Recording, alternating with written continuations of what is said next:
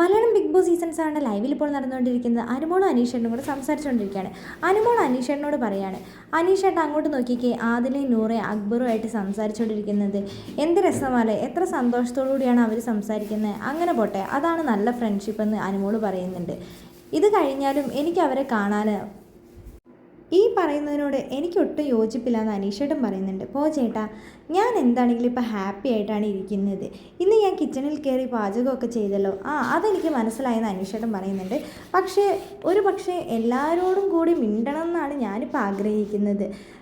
ചേട്ടാ, ഇന്ന് രാവിലെ ആ ബിഗ് ബോസിൻ്റെ ടാസ്കിൽ ഞാൻ എല്ലാവരോടും മിണ്ടിയിട്ടുണ്ടായിരുന്നല്ലോ. ബിഗ് ബോസ് നമ്മളോട് പറഞ്ഞിട്ടുണ്ടായിരുന്നല്ലോ, അവസാനമായിട്ട് എല്ലാവരോടും എന്തെങ്കിലും പറയാനുണ്ടെങ്കിൽ പോയി പറയാനേ. അങ്ങനെ ഞാൻ വന്ന് ആദിലനോടും അതേപോലെ തന്നെ നൂറേനോടും നൂറ എന്നെ ആത്മാർത്ഥമായി തന്നെ കെട്ടിപ്പിടിച്ചു എന്ന് അനുമോൾ അനീഷേട്ടനോട് പറയുന്നുണ്ട്. അപ്പോൾ അനീഷേട്ടൻ അനുമോളോട് ചോദിക്കുന്നുണ്ട്, നൂറ് ആത്മാർത്ഥമായി കെട്ടിപ്പിടിച്ചെന്ന് അനുമോൾ പറഞ്ഞല്ലോ, പിന്നെ എന്താണ് അന്നും മിണ്ടിക്കൂടെ എന്ന് ചോദിക്കുന്നുണ്ട്. ആ ഒരു ടാസ്കിൻ്റെ സമയത്ത് ഞാൻ പിണക്കൊന്നും കാണിച്ചില്ല. പിന്നെ ഇനി ചിലപ്പോൾ ഇങ്ങോട്ട് കയറാൻ പറ്റിയില്ലെങ്കിലോ എന്ന് കരുതിയിട്ടാണ് ഞാൻ പോയി എല്ലാവരോടും മിണ്ടിയത്. അപ്പോൾ അനുമോളോട് അനീഷേട്ടൻ പറയുന്നുണ്ട്, അനുമോൾ സമ്മതിച്ചല്ലോ നൂറ് ആത്മാർത്ഥമായിട്ടാണ് കെട്ടിപ്പിടിച്ചതെന്ന്, പിന്നെ എന്താണ് അവരോട് സംസാരിച്ചാലെന്ന് ചോദിക്കുന്നുണ്ട്. ചേട്ടാ, ഞാൻ അങ്ങനെയാണ്, എന്തെങ്കിലുമൊക്കെ ഒരു പ്രശ്നം എൻ്റെ ഉള്ളിലോട്ട് കയറി കഴിഞ്ഞ് കഴിഞ്ഞാൽ കുറച്ച് സമയമെടുക്കും. പോകേണ്ടി വന്നാലോ എന്ന് കരുതിയിട്ടാണ് ഞാൻ അവരെ കെട്ടിപ്പിടിച്ചത്. പിന്നെ എനിക്ക് അവരെ കാണാൻ പറ്റില്ലല്ലോ.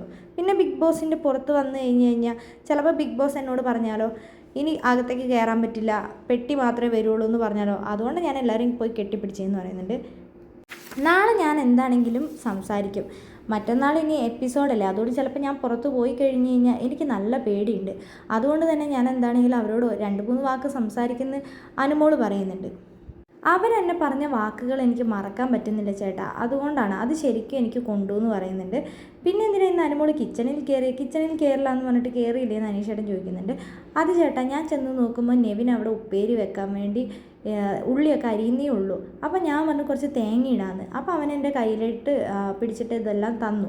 അതുകൊണ്ടാണ് ഞാൻ ആ കറി ഉണ്ടാക്കിയത്. പിന്നെ ഞാൻ നോക്കുമ്പോൾ കടല അവൻ അരമണിക്കൂറായിട്ടേ വെള്ളത്തിലിട്ടിട്ടുള്ളൂ. പിന്നെ ഞാൻ വേഗം കയറി ഉണ്ടാക്കി. ഇപ്പം നെവിൻ ഇന്ന് എനിക്ക് രാവിലെ പാല് കൊണ്ടുവന്ന് തരുന്നു, അതേപോലെ എന്നോട് സംസാരിക്കാനൊക്കെ വരുന്നുണ്ട്. ഞാൻ മിൽക്ക് മെയ്ഡ് കൊടുത്തപ്പോഴൊക്കെ അവൻ വാങ്ങി കഴിക്കുകയൊക്കെ ചെയ്തിട്ടുണ്ട്. 2 പേരും മാത്രമാണ് കഴിക്കാത്തത്, ആദിലയും നൂറയും. ഞാനതൊന്നും ആർക്കും കൊടുക്കില്ല എന്ന് ഇന്നലെ ഞാൻ ചേട്ടനോട് പറഞ്ഞല്ലേ. പക്ഷേ എൻ്റെ മനസ്സിലെന്തോ തോന്നി എല്ലാവർക്കും കൊടുക്കാൻ. നെവിൻ ഇപ്പോൾ അനുമോളുമായിട്ടുള്ള പ്രശ്നമൊക്കെ അവസാനിച്ചില്ലേ, അപ്പോൾ എന്താ തോന്നുന്നത്, അവനൊരു നല്ല ക്വാളിറ്റി അല്ലേ അവിടെ കാണിച്ചത്. അത് ശരി തന്നെയാണ്, അവൻ നല്ലൊരു ക്വാളിറ്റി തന്നെയാണ് കാണിച്ചത്. അങ്ങനെ ഒരു കാര്യം അനുമോക്കും ചെയ്തൂടെ ചേട്ടാ. നെവിനല്ല ഞാനല്ല നെവിൻ.